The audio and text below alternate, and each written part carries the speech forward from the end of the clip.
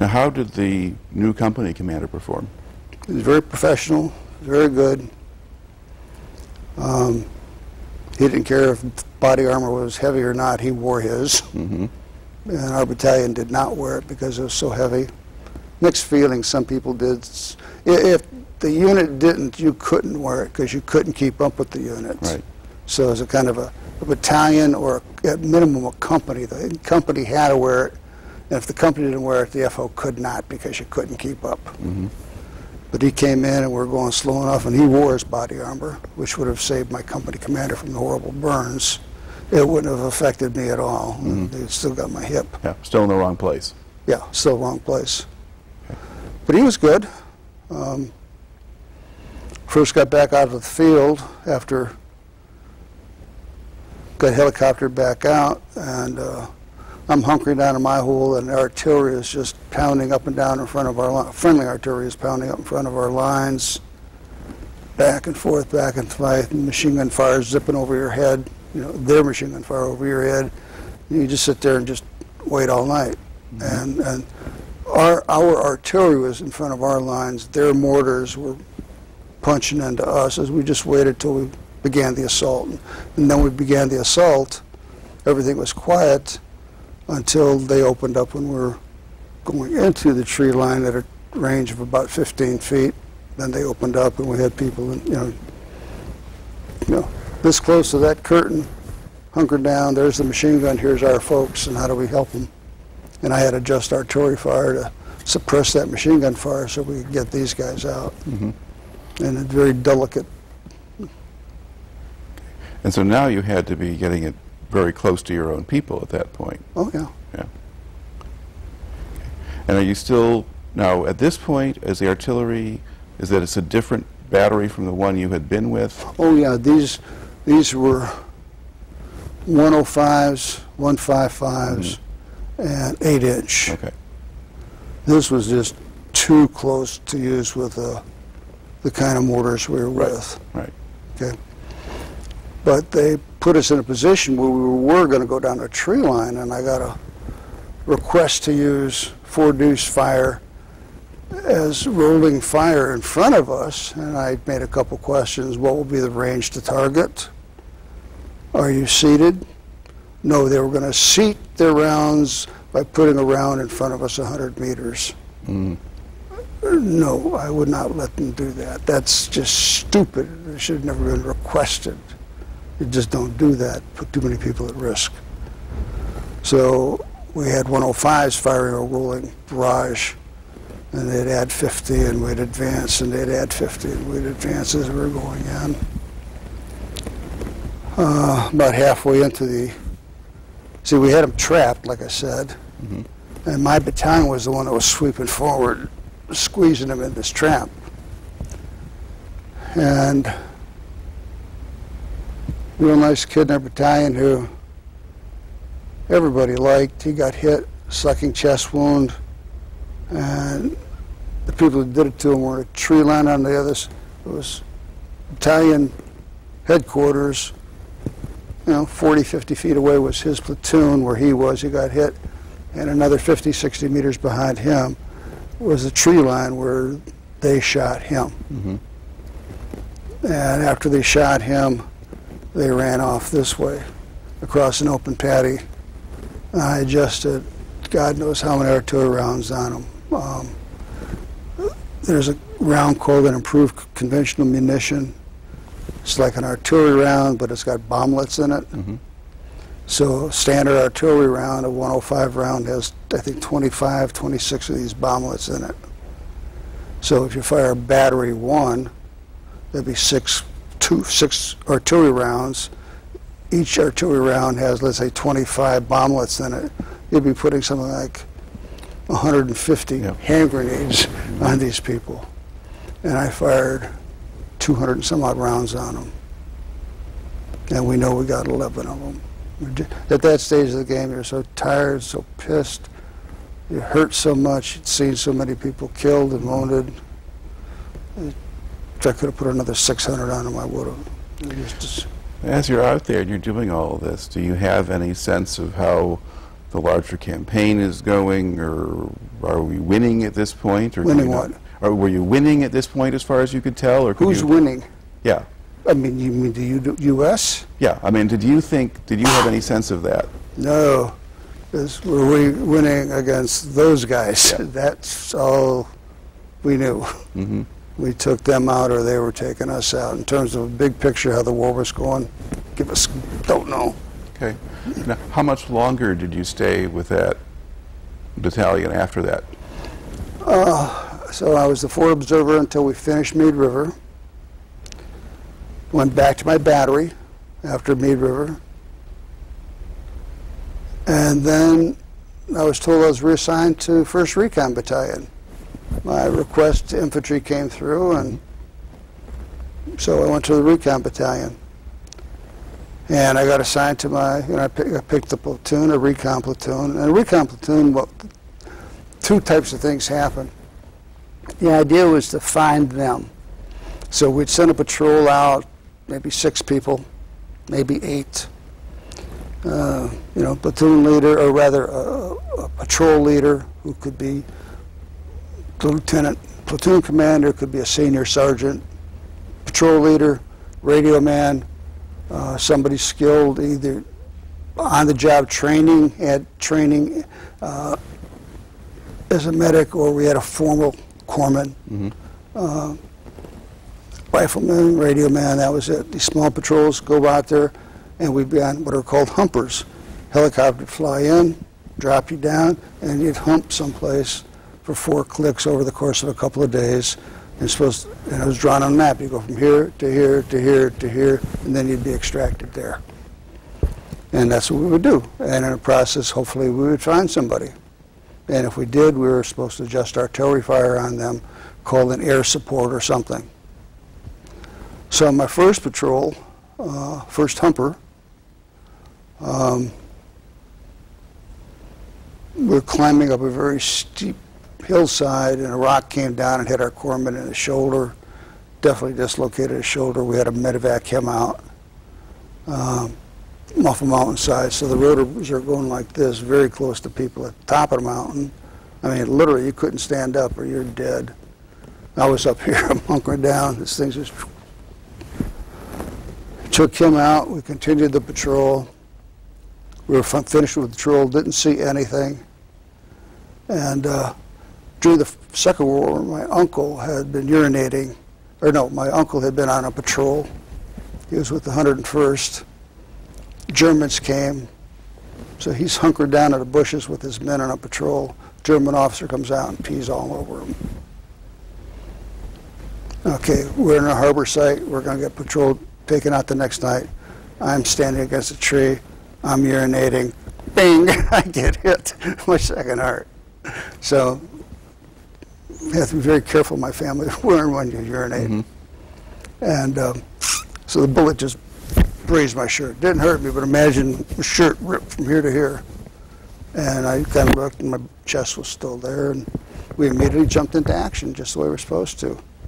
Outgoing fire, got them, somebody who was wounded severely, got him taken care of in the process, laid out some claymores, and then we're playing John Wayne as we're going to the helicopters. This whole process is about 45 minutes between laying down, supporting fire, getting helicopters to get us out. We were outside the fire fan. Artillery could not support us. We were just too far out. You had mentioned earlier sort of a situation where the training all kicked in and happened. Was this one of those situations? Yeah. You swear it was choreographed. Everything to the choppers landed, and we got a couple guys over there laying down fire as we got the wounded aboard, and then we have other people, base of fire.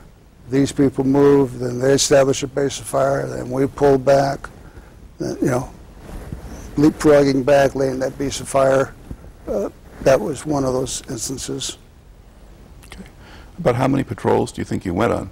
Oh, I know how many I went on. I only went on 2 because I got my second heart. And the artillery all of a sudden was going to lose a very high commodity person, a very valuable person, my artillery school. So they said humpers were one way we went. Another way was we had these fixed observation posts. So I spent the rest of my tour mainly on these fixed observation posts, just looking up there, adjusting fire, and teaching my men how to adjust fire. So that's kind of like what you were doing earlier in that 2-week period? Yeah. Only I did more of that for most of my tour. One more hard, I would have gone home. Another humper would have increased the chance of, I mean, if we got found, I mean, we were in trouble. It was that simple. The idea was you want to be hidden. Right. Because it didn't matter if there were 2 of them there, because there were only 8 of you at most. So by being on the hill, and again, knowing what I knew with artillery, I'd go out there and touch somebody unbelievably, where the other guys couldn't. They didn't know how. They didn't know how to use their artillery the way I did.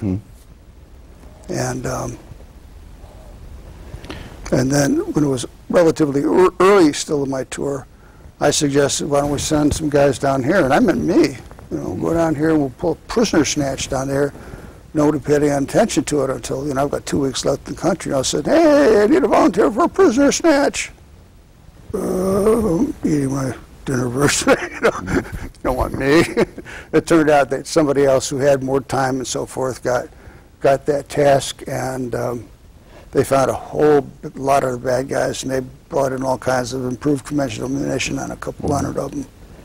And now, when you were in these observation posts, I mean, physically, what kind of setup did you have? This is different from being in like a fire base or something like that. Oh yeah, these were up there with 15 men, middle of nowhere, within support of artillery most of the time. Not always effective artillery, just with, you were here, artillery was there, the spine of the hill was like this, and it made it difficult to really get the support you needed if you needed it.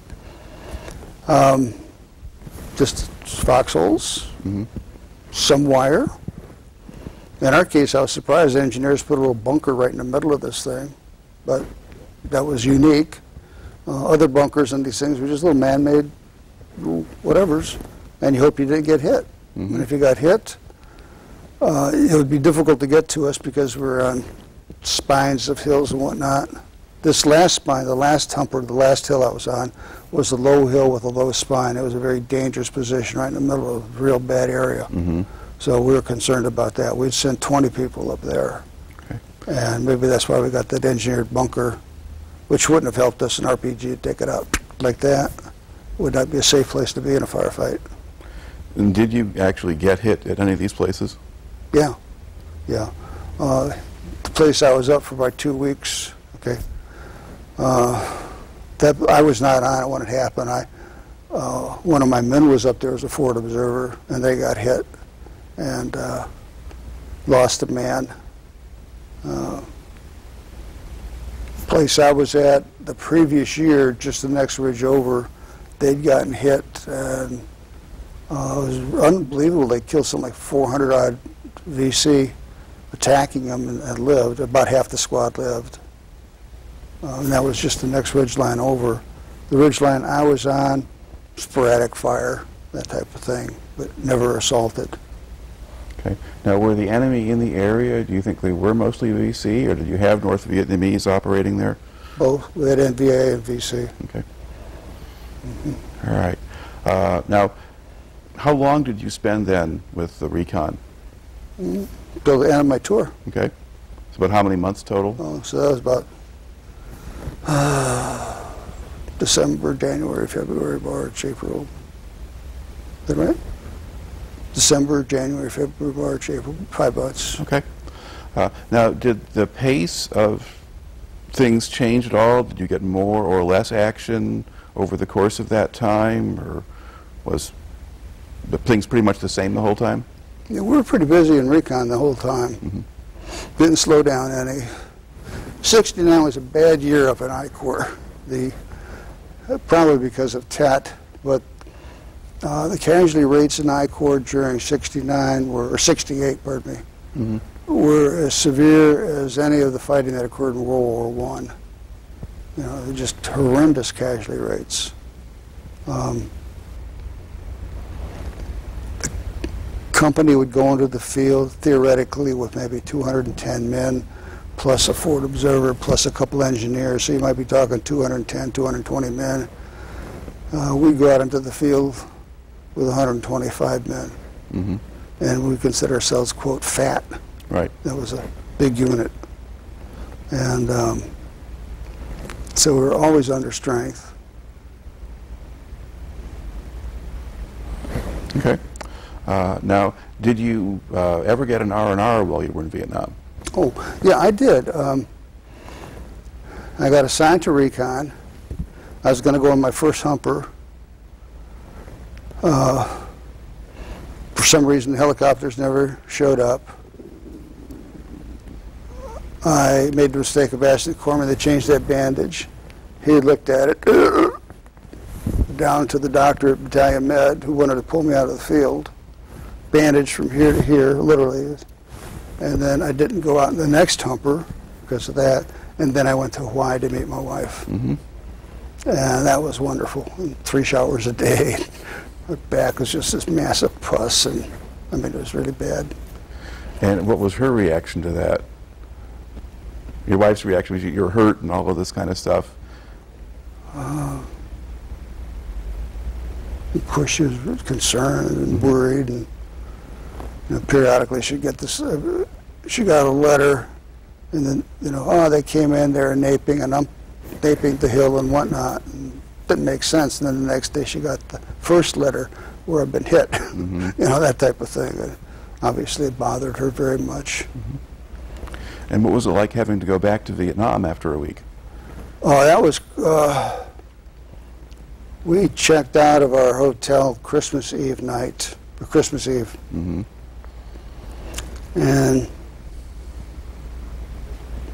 we went to the airport, put her on her flight. I walked to mine.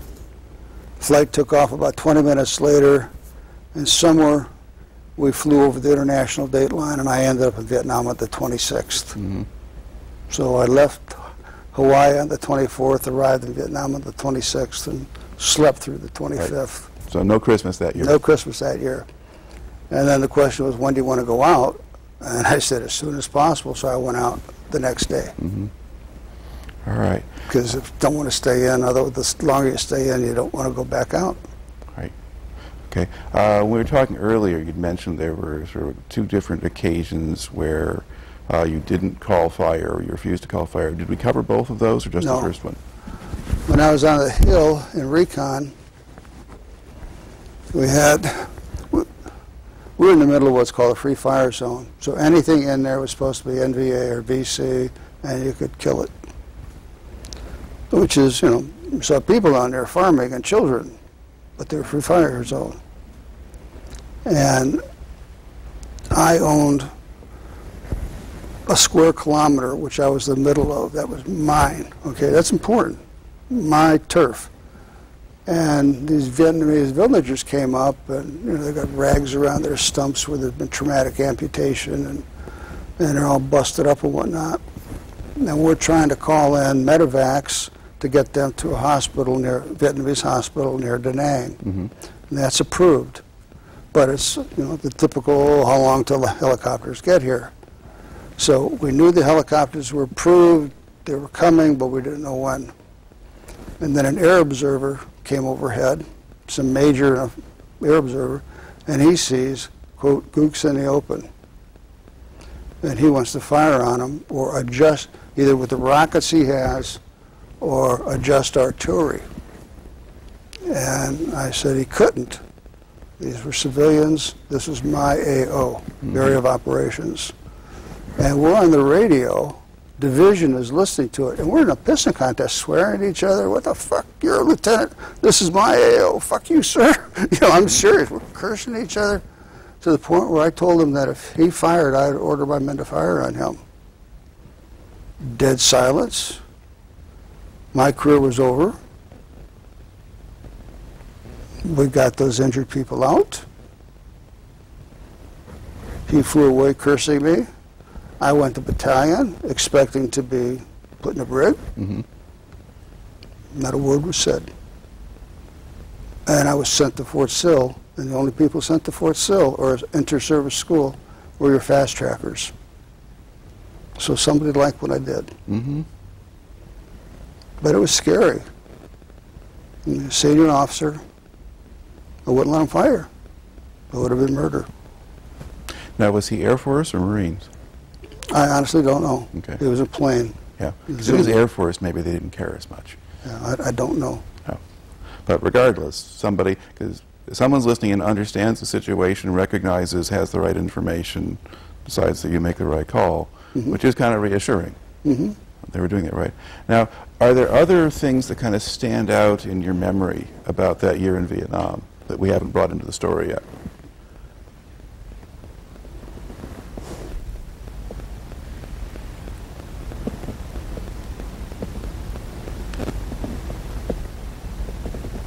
Oh, there are individual little squirrely things here and there, but nothing really big I can think of.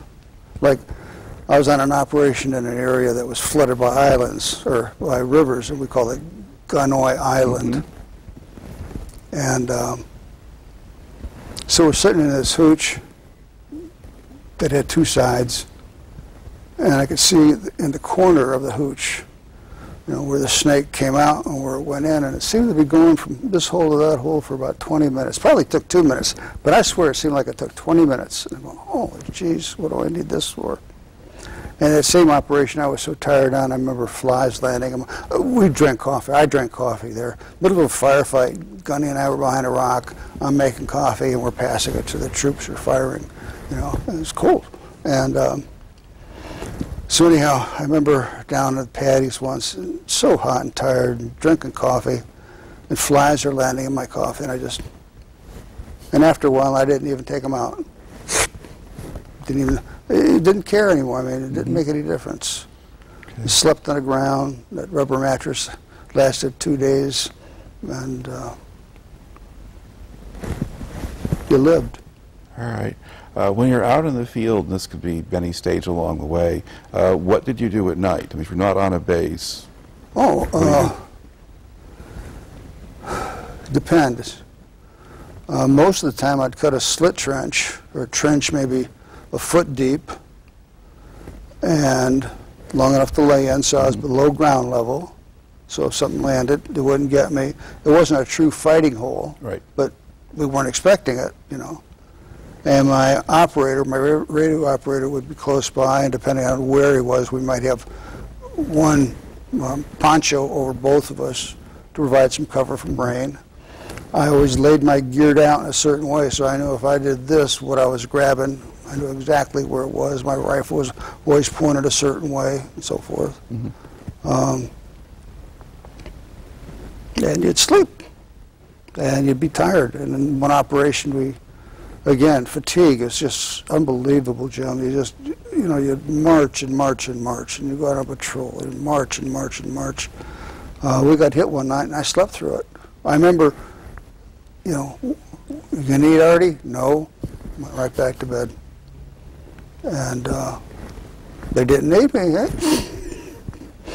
And it wasn't, I mean, they were attacking, but they weren't storming the wire, so to speak. So I went back to sleep. And they knew where I was if they needed artillery. So,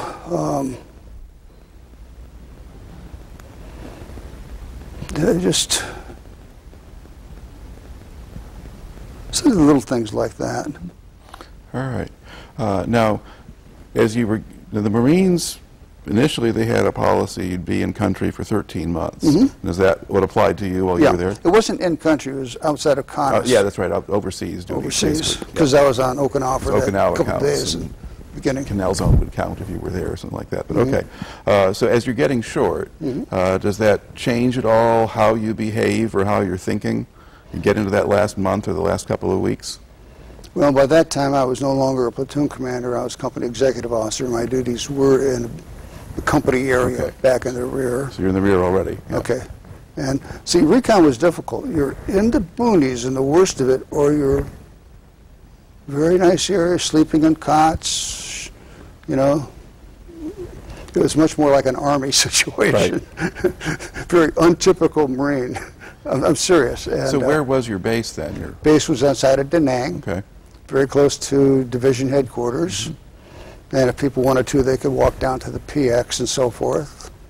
We'd run a couple miles during exercising when we weren't in the field down that Freedom Road. It was called Freedom Road.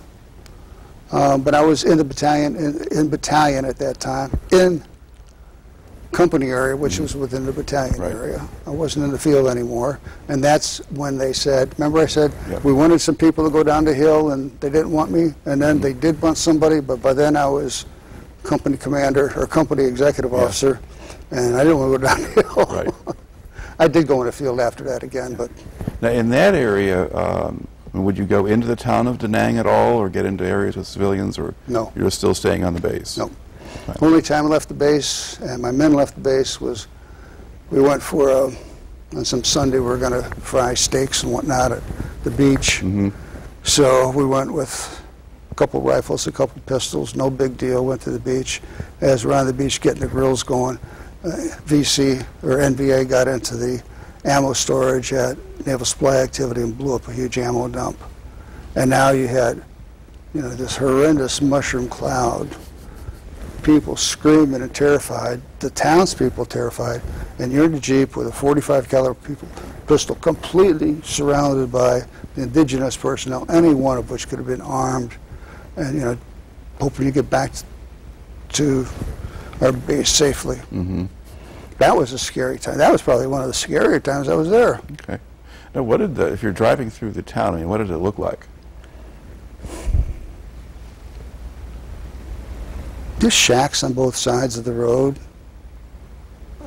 Certainly was not a built-up area the way I would consider a built-up area. When I was down in Anwa, there were some concrete buildings outside of town, and they were trying to put some industrial power in. But the town itself, at least the area around Da Nang that I was familiar with and had to go through, was just, you know, these little shacks, in some cases cardboard walls and flattened tin roofs. But I had minimal contact, and when I was with BLT 3-1, there were no civilians around. We didn't have civilians when I was with Whiskey Battery in the area. Certainly, as in the field with as a Fort Observer, we didn't have civilians, and we weren't around civilians in Recon. Okay. All right. Now, so when do you actually leave Vietnam? I left early May, I believe. Might have been late March. So we're now at 69. Yeah. Okay. And then, do you go through Okinawa on the way out? Oh yeah. Okay. Okinawa, picked up my clothing and whatnot, and then I was there for a couple days. And everybody had to buy stereo equipment, so I bought stereo equipment, had it shipped home. And flew home, flew into Chicago, or flew into LA, got into Chicago, called my mother-in-law, and then my mother-in-law or my sister-in-law, one of the two picked me up at O'Hare. Okay. Then we called Peg. We worked out, see, we were supposed to be married, which we were in August. We'd be together August through the time I went to Vietnam, so she'd be at home for a year. And when I went to Vietnam, then she would go to work August, let's see, April, May, June, July, August. She'd work someplace. Then she'd go back to school for her senior year. She finished her senior year about the time I'd be coming back from Vietnam, which is exactly what happened. Okay. Now, when you got back to the States and you come into LA, did anybody tell you anything about what to expect, you know, war protesters or anything like that? And when you flew home, did you stay in uniform or did you change? I was in uniform. Okay. And did anybody treat you any differently, or was it just normal? If they did, I wasn't aware of it. I didn't care. Okay. I was home, and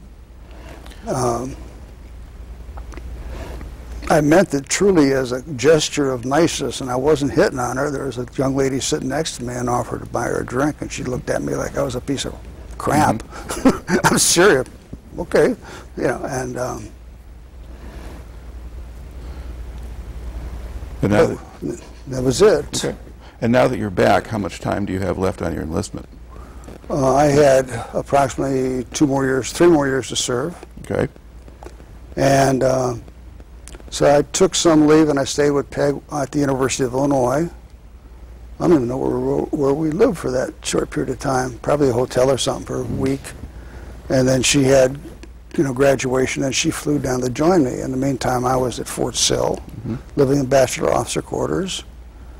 And then she joined me, and we arranged for housing and whatnot. And then we lived in the town, and became active in a parish. Ended up teaching in what Protestants would call Sunday school, parochial school for Catholics. We taught a class, and in the second year we actually ran the program, got very involved in one of the churches. Had some wonderful neighbors in the town who either were former military, like one family had wonderful kids. We met them in one of the religious classes we were teaching, religion classes. And Mom and Dad were just wonderful. They just took anybody in and just loved them. They were just great. And he served in World War II, and Don and Muriel, they were just wonderful. Got very involved with one of the priests, and very, very active in the church. Ended up, he asked me if I would support his stand that he was a conscientious objector. Sure, because I had known him, I knew him. I said, certainly. He said, well, I'd like you to kind of dress up. I said, huh? So what he meant was full uniform, all the ribbons, the Purple Heart, the Combat V, and looking, I think he was, no doubt in my mind. And at that time, if you did something like that, you ended up on Dewey Bartlett, Governor Bartlett's list. He had a list of us left-wing communists, and I'm on his list. I know that for a fact because I spoke on behalf of this young man, and he did get his conscientious objective status. Okay. Now, when somebody had that, would they still be in the service, or would they get out? It depends. In some cases, COs did go on active duty, and they end up as medics, that type of thing. Okay. In his case, he was discharged. Okay. All right. Now, what was your actual job on the base? I was a tactics instructor. So I spent the next 3 years teaching young officers primarily how to emplace artillery. And we'd have a classroom for 1 week or 2 weeks, and then we'd take them out into the field for a week. For 4 days or 5 days out in the field, we'd lay a battery, we'd move it at night, move it at day, move it with helicopter. How do you, and you got to coordinate all this stuff and train people how to do that. You're underneath a helicopter, you got all this webbing here, you're sitting on a cannon, and you got to hook it up to a helicopter so the helicopter will fly it away. And then you got to be on the ground to kind of catch it so it gets put in the right place. So I did that for about 2 years. By then, Marines were unique on an Army post. A lot of folks on our Army post, we had some people who were lieutenants who, they went through Army OCS, they went someplace, they had a year left, and they got dumped on us. Had people who might have spent a year in Germany, now they're here for a year, now they're going to be getting out. Their reserves only had a 2-year commitment. All the Marines were going to be there at least 3 years by the nature of who was sent there. We're all regulars. We're going to spend 3 years there. So in many cases, we were the stability on the tactics department. I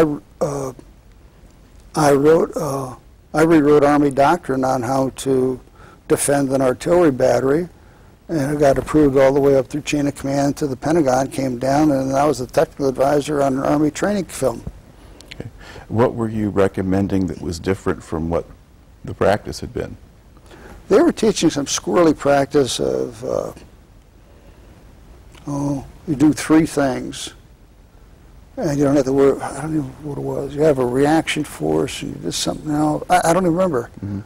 But the infantry taught, these were principles of defense. The artillery, the armor taught these were principles of defense. The infantry taught these were principles of defense. Marine infantry taught these were principles of defense. And we simply said, Army artillery should use the same principles.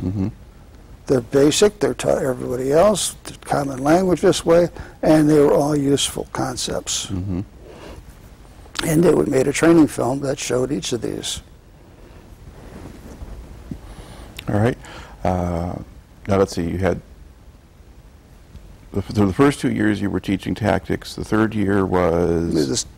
By then I became the kind of educational guy within the training unit. I mean, I liked education very much. I became the testing instructor.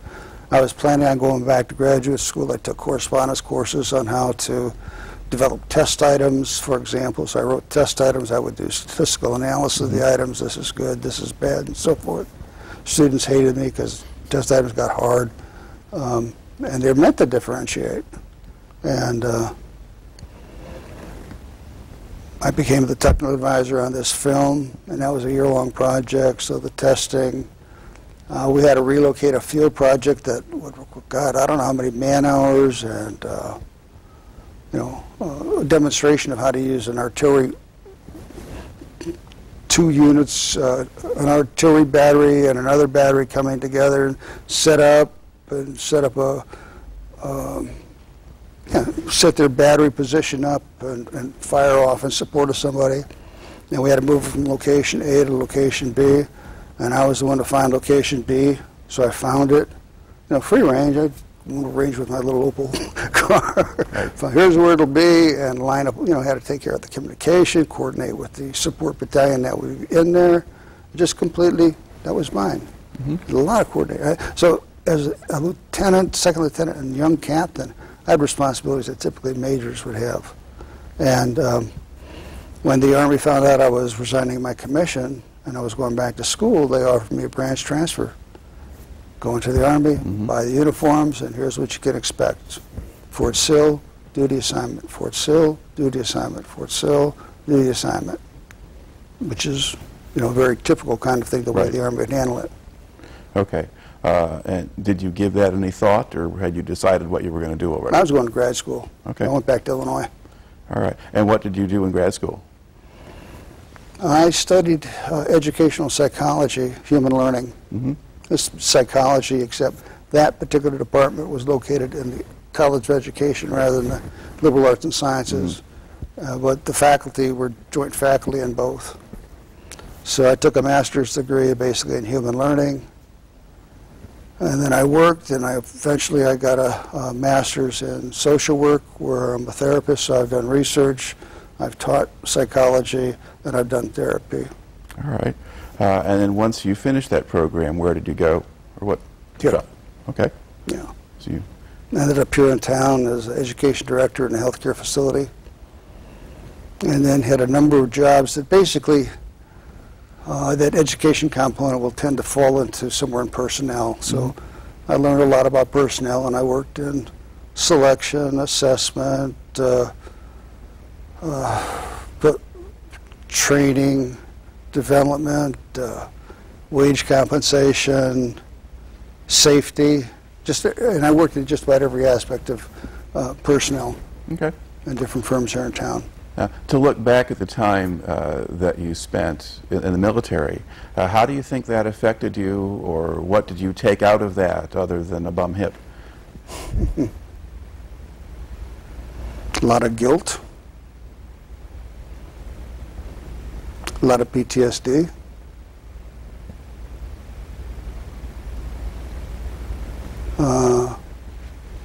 A firm commitment that I'm not a pacifist. But if we're going to sound the dogs of war, we better know what the hell we're doing. And we don't commit troops just for the sake of committing troops. And we better know what we're doing, what the mission is, what the pull-out strategy is, the whole shot before we go in. And of course, we fucked up on that since then. How do you think, I mean, in what ways sort of did the PTSD affect you, or what can you say about that? It's affected me very significantly and my family. And have you found ways of dealing with that, or gotten any support with that? Oh yeah, I've worked at it hard, but I don't want to talk about that a whole lot. That's fine. Yeah. Do you think you took anything positive out of the experience? Oh yeah. I mean, I think I was a reasonably good officer, and because of the way I commanded people, I think people lived. I know I saved some Vietnamese lives. So I'm proud of that. And I know I killed some Vietnamese. I'm proud of that, too.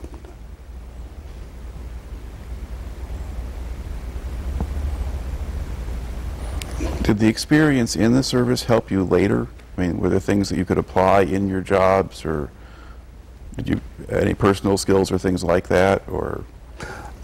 As I look back, and you know, is really there by seeing it from this perspective.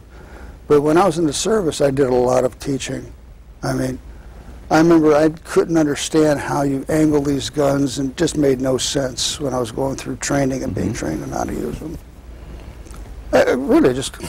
But if you did this, you got the right answer. Okay, upper, lower, sadulu. You know, you do that and apply those sequences, and you've got to lay a battery. And I'm sitting on a hill with this young enlisted man who, if he had 2 years of high school, I'd be amazed. And I could teach him that for his artillery piece in a method that made sense to him. And he goes, "Oh, Lieutenant, you may want this."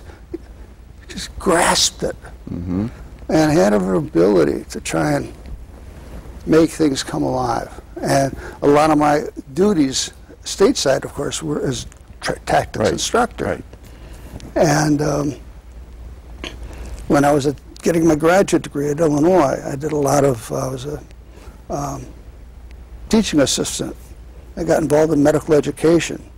Got involved very heavily there and made a lot of contributions to the development of residency program. I consulted for the University of Texas Medical Branch for a month. And the people down there who knew people at Illinois were convinced I wasn't going to get anything done because of the people down there. And I got 19 out of 20 of these units done. People were all just, huh? I was able to pull it off. And that was because of technical skill as well as skills I learned in the military and how to get people moving. And it doesn't mean screaming and yelling and at them. That's not it. That'll get you nowhere. But as I look back over my career has been almost all teaching, all of it.